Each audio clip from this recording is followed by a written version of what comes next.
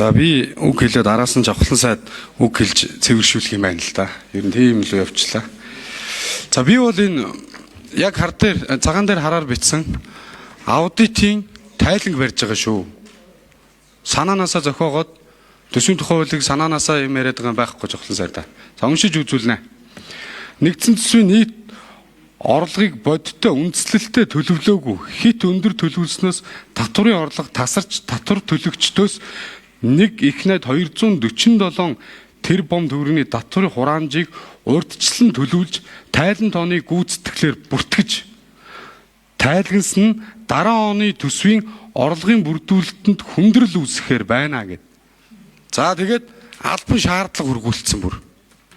За ийм байгаа шүү. Тэгэхээр би бол аудитын байгууллагт итгэдэг, төсвийн доктортой байдгийн зөвлөлийнхөндөө итгэдэг ээ. Энэ хүмүүс бол их хурлын нүд жих болсон хүмүүс ээ. Байнга үгийг авдаг аа. Цаашдаа ч авах болноо. Тэгэхээр энэ зөвлөмжүүдээ аваад дүгнэлтэндээ тааруулаад ажлаа сайжруулах энэ шаардлага нь бол манай засгийн газарт байгаамаа. Жил болгон хэлдэг, юу ч хийдэггүй. Жил болгон сануулдаг, юу ч хийдэггүй. Жил болгон зөвлөдөг, ямар ч өөрчлөлт байдаг. 16 оноос хойш гэж байгаа. Төсвийн тухай хуулийн 57-гийн 2, 57-гийн 3 зөрчилтэй хуулийн төсөл гэдгийг мэдсээр үжиж жавхлан сайд 10 жил явуулсан байж тээ. Ямар гишүүд энэ лоббиг нь хийснийч би хэлэн гэхдээ гишүүнийхээ нэрийг хэлэхгүй гэж байна. Тэгэхээр 10 жил, та 16 оноос хойш түрүү гэсэн 20 оны хооронд батлагдсан гэж тээ. Тэгээ миний 16 гэдэг сонссон үгээр л би хэлж байна. Өнөөдөр 26 он. 10 жил жавхлан сайд, сангийн сайд гэхдээ мэдсээр үжиж энэ хуулийн төсөл зөрчилтэйг мэдсээр үжиж нэг ч өөрчлөлт хийгээгүй. Одоо тэгээ бусад энэ яамдынхандаа энийг намар янзлаад оруулаад ирээрэй гэж хэлж байгаа чи ичгэвтер сонсогдож шүү жавхлан сайдаа. Та энэ Монгол улсын сан хөмөргийг хэдэн жил барьж явлаа. Монгол улсын төрийг хэдэн жил та төлөөллөө. Тэгээ одоо юм асуухаар өөдөөс нэг үгээр нэг жижигхэн хөөрхөн одоо өгүүлбэрээр ч юм хариу өгөөд тэгээ хүмүүс юм ярихаар одоо хуйлаа юм шиг гэдэг та хэд нэг ярьдаг юмтай болсон. Одоо та хэдээс айгаа зүйлдээ бид нар чинь дандаа баримттай ярьдаг болсон ш. Ингээ хардаа та бүгд ингээд ягаан шараар ингээд тэмдэглээд ингэж ижил ярина. Гэхдээ нэг юм би хатуу хэлье.